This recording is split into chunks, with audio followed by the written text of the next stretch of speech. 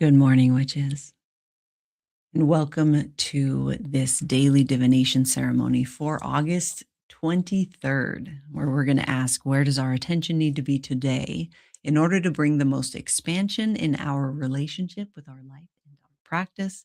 This divination ceremony is specially curated for neurodivergent black sheep cycle breaking queerdos.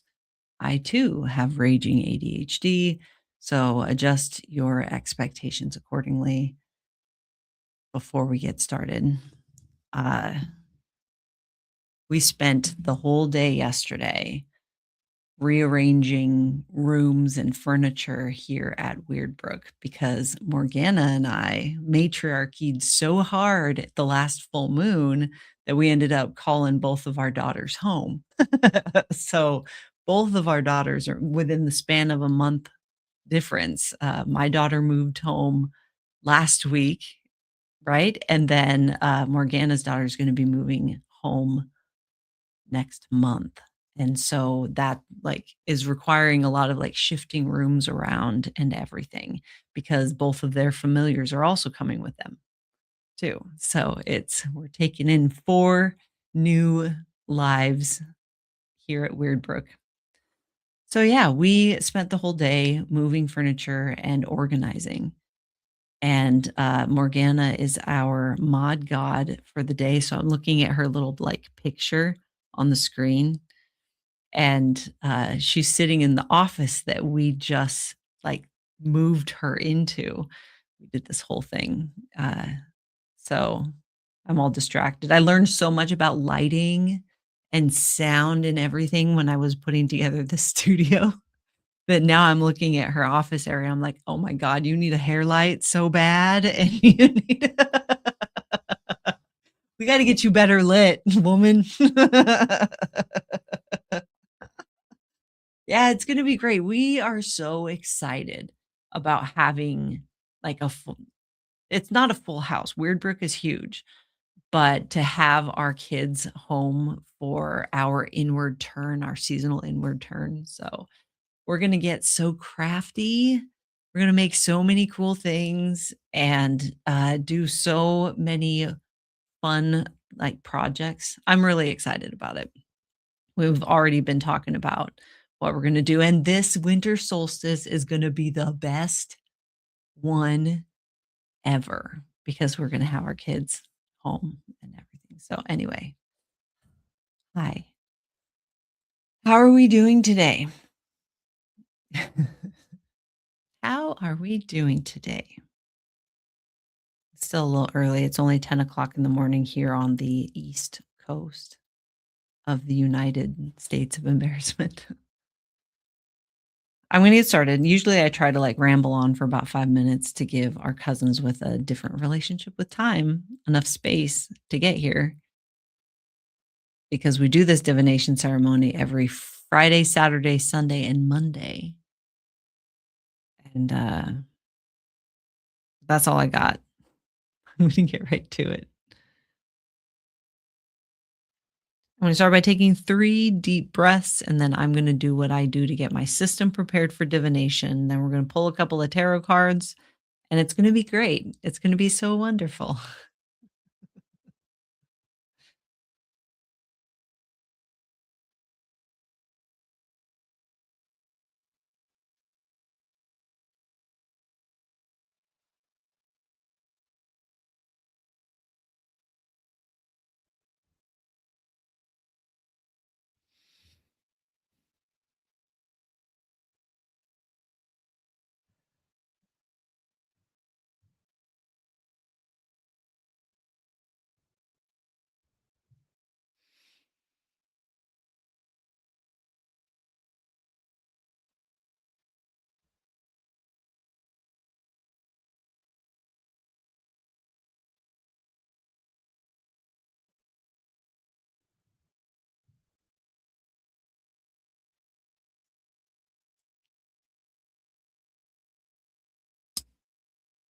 I humbly invite all that is fire within this system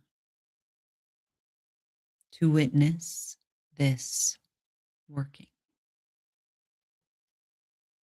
And if alignment is found, may you choose to bless this flow.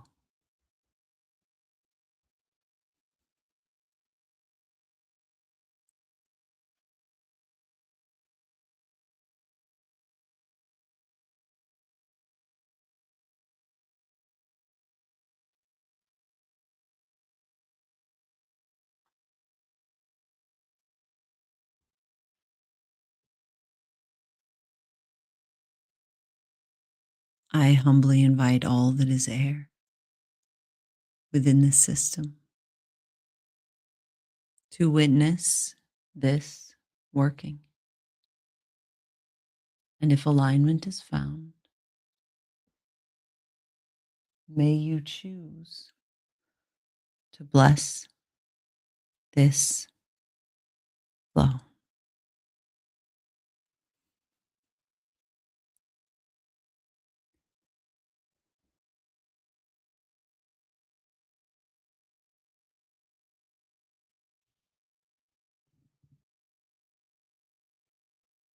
I humbly invite all that is earth within this system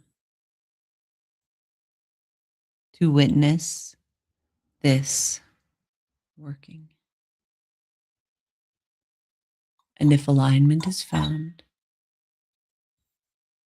may you choose to bless this flow.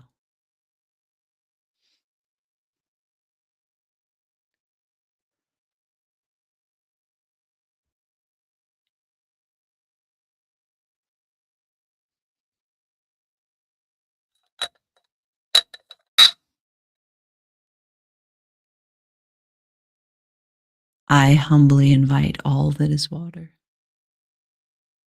within this system to witness this working.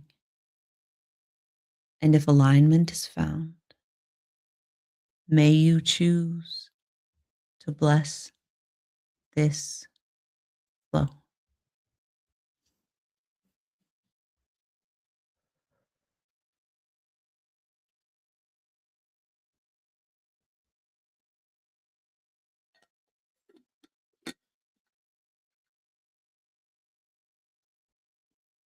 I beckon to this system. May we now align as one, for my cousins are the elements, and so the moon and sun. I call to those who love me. You are welcome in this space,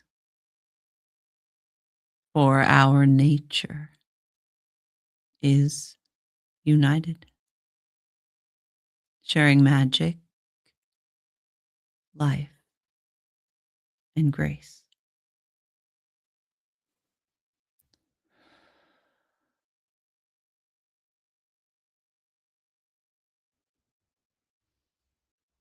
Now, our declaration of intention.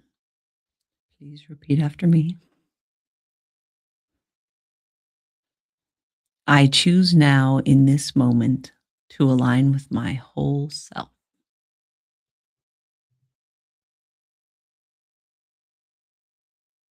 to pull the book that tells my story from its place upon the shelf.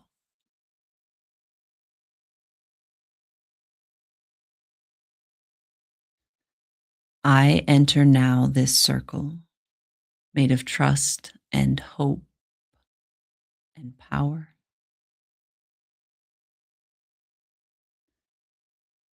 And I show up for my practice in this place and at this hour because I am home.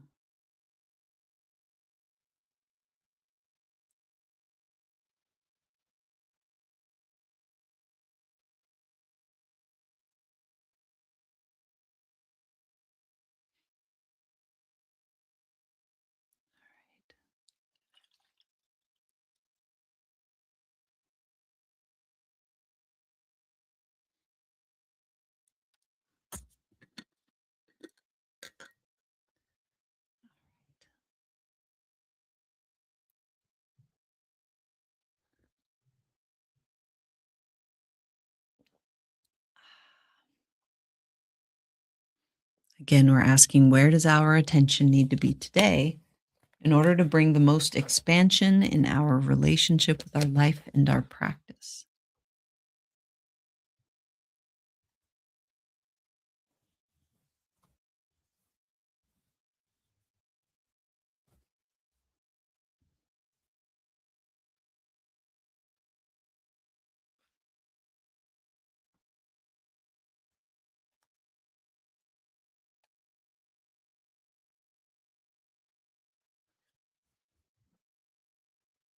I keep hitting this microphone. I'm trying to keep the mic close to me. But man, I keep hitting it. Can you hear it when I hit the microphone? Because I've done it like 3 times in the last couple minutes. No? Can you hear that? No? Alright, sweet.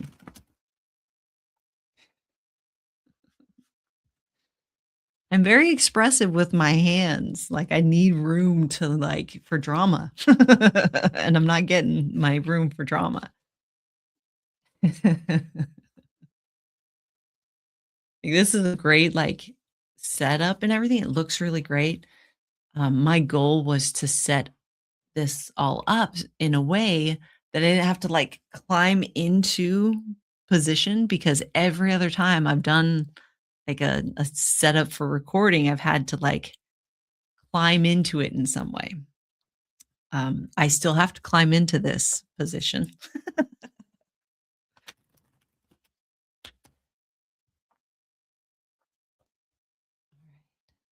Heather, you made it.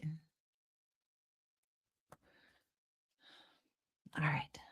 One more time, and then let's do this. Where does our attention need to be today in order to bring the most expansion in our relationship with our life and our practice? I know. Hang the mic from the ceiling. I have a tripod. This thing, this gets really tall, so I can. but it's still to keep it out of the frame. Yeah, gonna take some fiddling with it.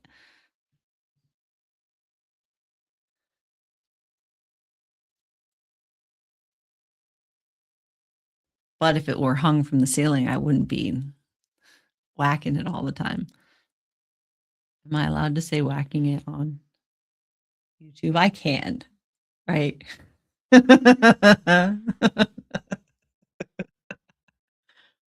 Just so you guys know, uh, this whole thing of sitting and talking to a camera is very awkward. So what you see of me in this space is me really feeling awkward and, like, out of my natural element.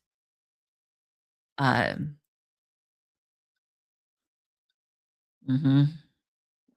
Everyone is telling me that, like, you wouldn't think so, that I seem very comfortable in front of a camera and, like, doing this, but just so you know, it's really hard. We actually okay, I know we're doing a reading, but I warned you guys about the raging ADHD. So, have you seen the documentary about Bob Ross yet? So, I watched the documentary about Bob Ross. If you haven't, it's great. I don't even know, like, where I saw it, but, did, and the way that Bob Ross just stands there and talks through the whole thing, uh, and for like 30 minutes straight explaining everything and all of that, that is hard to do. That's what I'm doing here in a lot of ways, is just like granted, he had a bunch of people in the room when he would be doing this too, and I wonder if that would be a distraction or if that would just like add to if I could feed off of the people in the room and instead of, like, sitting in the room all by myself, staring at a camera. Anyway, so so there. The 5 of Cups, upright is what we drew. So here we go, 5 of Cups.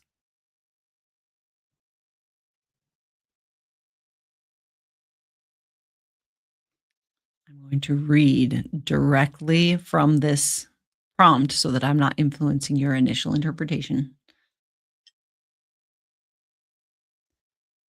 You're suffering a big heartbreak, perhaps a divorce, breakup, abandonment, or bereavement.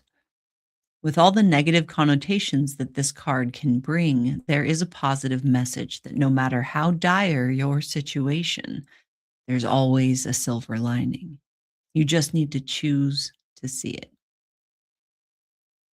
And the reversed is you've come to terms with grief and are finally beginning to heal. That emotional baggage you've been holding on to is being released and you're able to let go of the past. Take comfort in these positive steps forward and let your spirit mend. So, 5 of Cups, which is what does that feel like to you? What's the first thing that comes to your mind when you hear that about your life and what you're experiencing right now?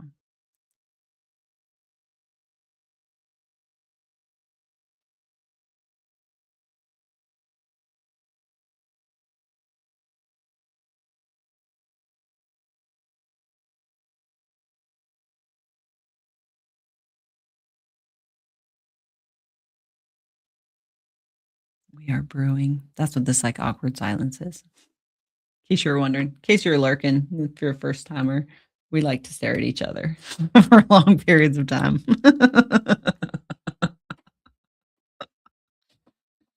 uh, all right. So I'm going to influence you now. I'm going to get into it.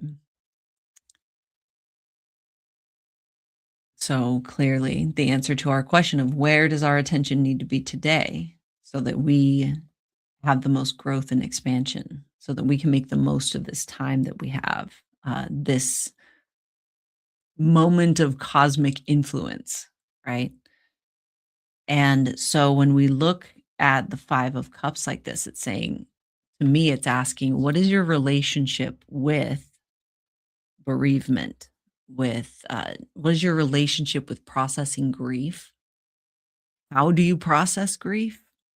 And it could be grief like sadness, bereavement, divorce, and any kind of big, like, life change. You are grieving the life you thought you would have. Any kind of that kind of flavor of experience. What is your process for or what is your practice for processing that specific feeling signature? So, yeah, this is good. Look at you guys.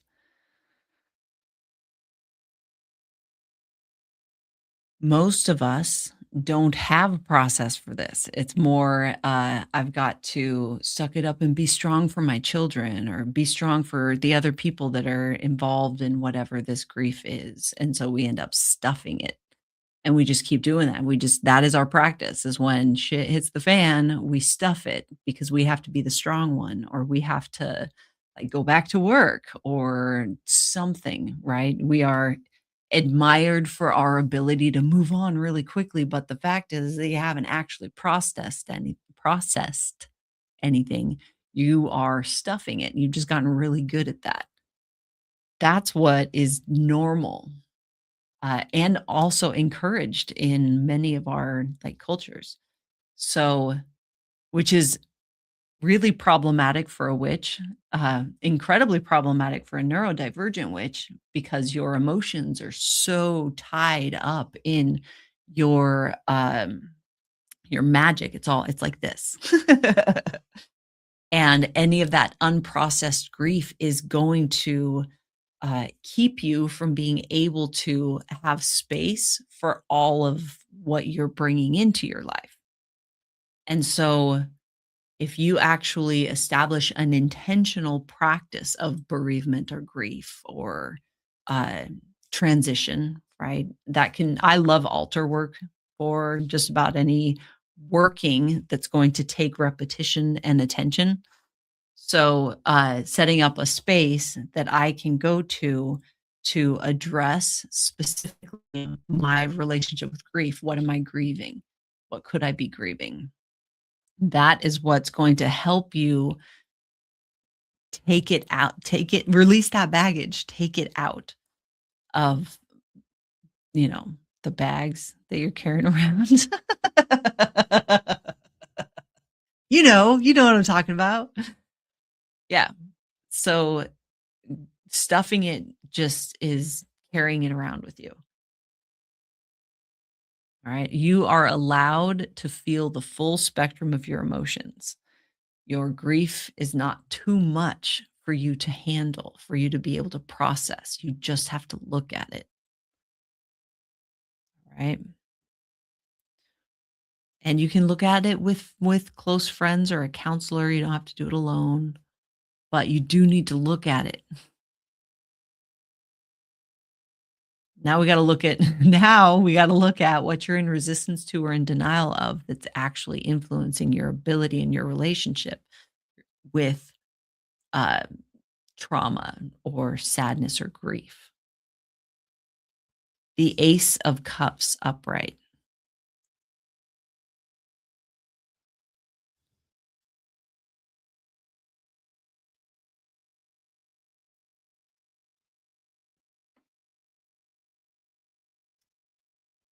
Let go. I'm reading directly from the prompt, by the way.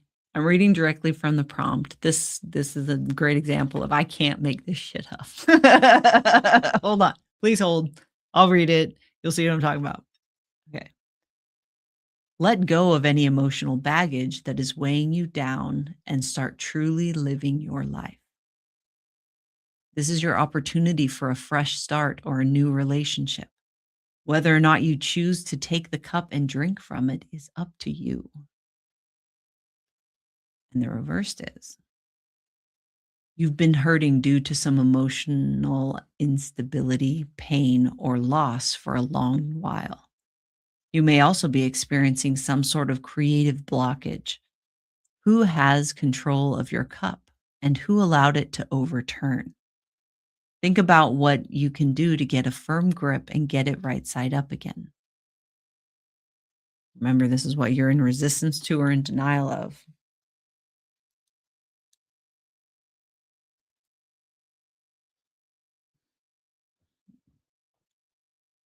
Love this for us, by the way. Love it. All right. So, you ready for me to influence you? You know how I just said that for witches, unprocessed emotional like baggage is especially problematic? It's because if you're carrying that, you have no space for what you are incarnated to like do and to have in your life.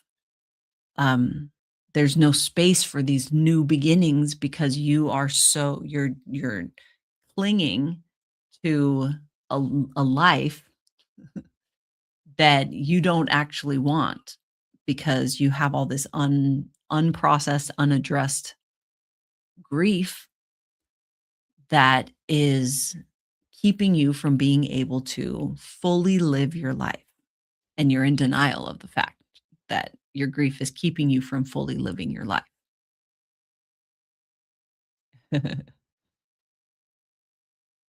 Crystal says, "Oh, foundations is forcing me to process it." The initiation process into our coven, we have an international coven of neurodivergent witches, and our initiation process is a year long, 13 moons long, and absolutely, that's the first tool that we give in our initiation process is emotional processing. How do you process emotions? How do you actually do that? And that's because it's very important that you cultivate a meaningful relationship with the full spectrum of your emotions. And release work, which is what we're kind of moving into because we're creeping up on that full moon.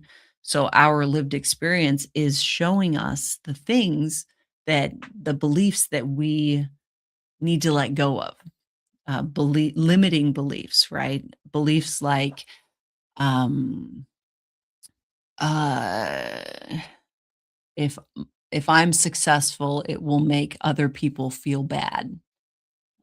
If I mean, it could be so many different things. I have to do the belief that I have to do everything alone, right? That those sorts of beliefs keep you from being able to make space for a full and rich life. So, this kind of like looking at your grief and asking your grief, like, what is your name? That's going to help you determine what belief needs to be released with this full moon.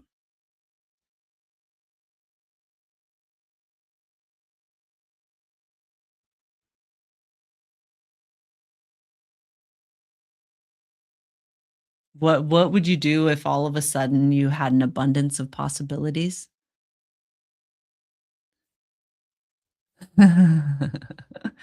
Uh, what I would do, and I experience an abundance of possibilities all the time. At this point in my practice, it's a matter of deciding which one I want. What feels the best for me? What's the most exciting? And it sounds like I'm oversimplifying it, but that truly is it. Is to go with whatever is most exciting, that feels the most like home. Uh, and sometimes there's a lot of things that are like, I could do anything, right? Yes, you can. Um, I talked a little bit yesterday about one of the difficult things as you get into these like deeper mysteries and deeper understanding of how the fabric of reality works. Asking yourself, "What do you want? But what do you really want? Yeah, but what do you really want? Yeah, but what do you," because you when you reach this point that where it sounds like you're already kinda dipping your toes into that, where, uh, like, right now in my life, I have everything I've ever wanted. I have everything I have ever wanted in my whole life, and I am not even halfway through my life yet. So what do I do now? Right? That's that question. And then I think of something and immediately I get that thing too. And then I think of something and I immediately get that thing too. It's this constant, yeah, but what do you really want? What do you really want? And it just kind of dials that in. I hope that answered your question. The thing that feels the most exciting. Saying yes to everything is a terrible idea though, right? If they're all exciting, saying yes to everything is a terrible idea, right? You My advice would be to narrow it down by what is the most exciting, get your list, and of those things, what is in your body's best interests? What is in your mind's best interests?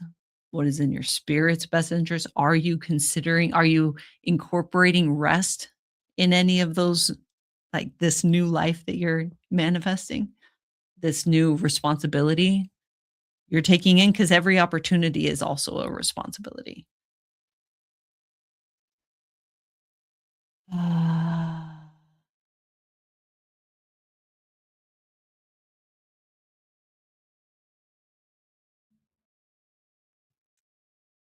yes. This is great.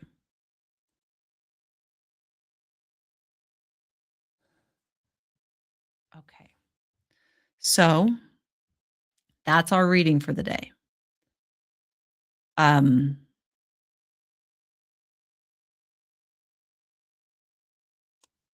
I'm feeling into if there's anything else. It's pretty clear, right? So are you grieving anything? Excuse me, have you experienced something that deserves your grief, right? Uh, Giving your attention to creating or establishing some sort of practice for grieving, whether that's altar work or journaling or taking a shower, whatever that is, to allow that grief to like process because these your new opportunities, these like really cool things, um, opportunities for abundance are right there. But being like, when you stuff your grief, it takes attention. It takes mental and emotional labor to do that, to stuff that, right? Addressing your emotions does not take more labor than it does to stuff it,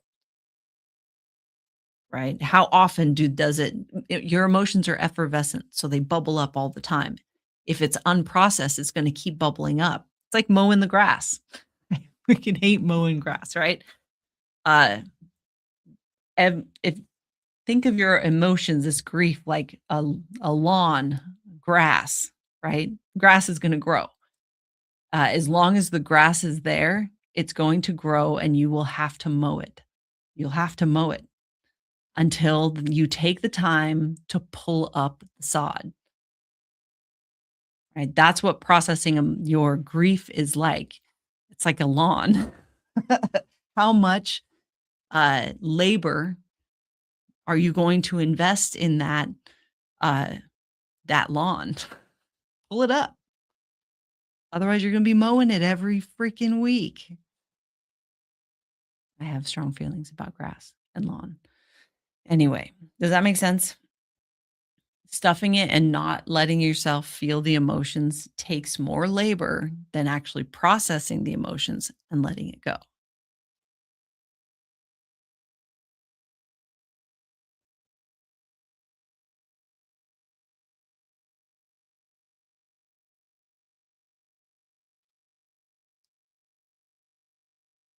I'm reading the comments.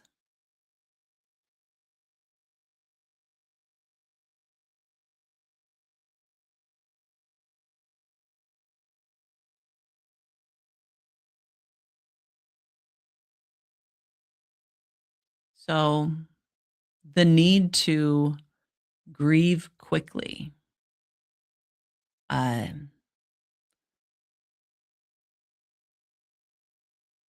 that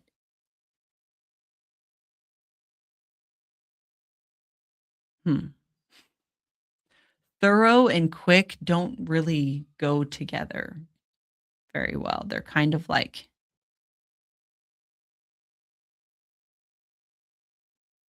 I feel like I could go on a big old side quest with that whole thing.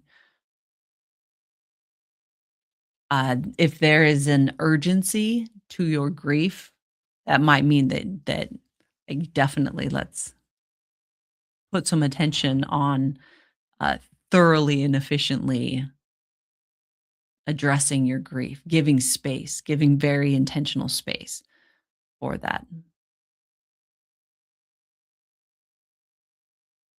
Do we ever really, finish grieving, or does the sorrow get easier to carry? You don't carry it anymore. That's the point. When you get to a place where it flows through you, it's not getting stuck. You're not clinging to it. Again, your resistance to allowing your body to process emotions is you carrying it. You will get to the point where, yes, it takes time to process grief, right? You can get clobbered by your life in one way or another, and it takes time to process that grief, but you're not necessarily carrying it. Um, and there's so many different flavors of grief. There really is. And it is more in the like when you resist your grieving process, you are carrying it. Mhm.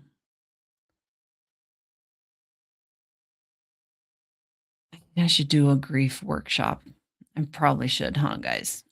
Like this subject for grief, like we could talk a lot about it.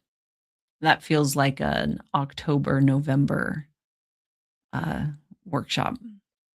Okay. So I'll talk to the support team and see about scheduling a like 2-hour grief workshop so we can talk about what processing grief actually is and the different ways that we can support our systems as we go through this like necessary process. Yeah, a grief workshop would be perfect for October. October and November are really great seasons for that. All right, deal. That's easy. Done. All right. So let's close out this working. And it's Sunday, right? It's Sunday. So it is the belief release ritual for the Spellcrafters Guild for the Coven is today. It's our full moon work, magical workings that we do together. So if you're in the Coven, I'll see you this afternoon. Until then, let's put your hand on your heart and take a deep breath.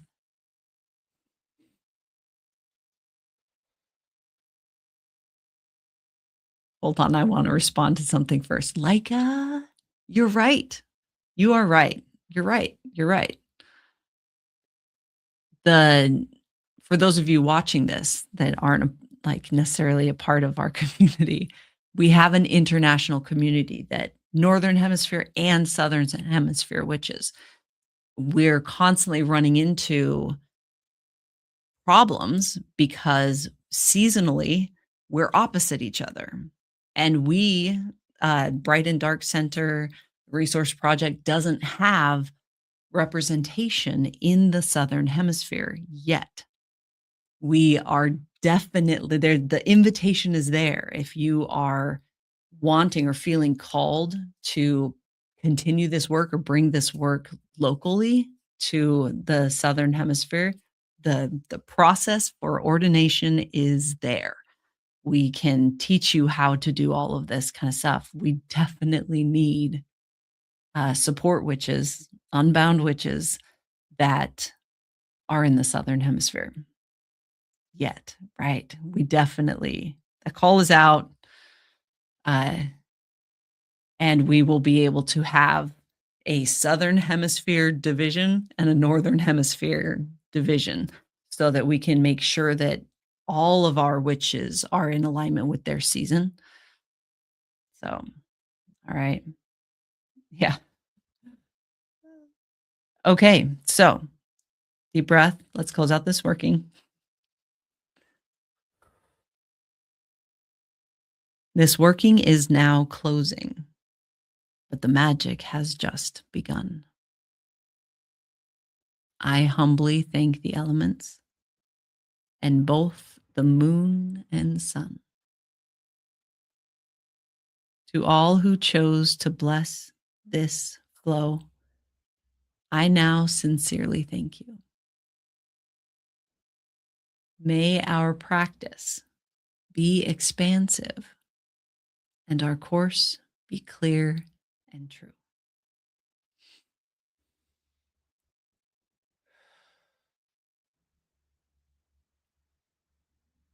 All right, witches, remember, if you can't be good at it. I'll see you tomorrow.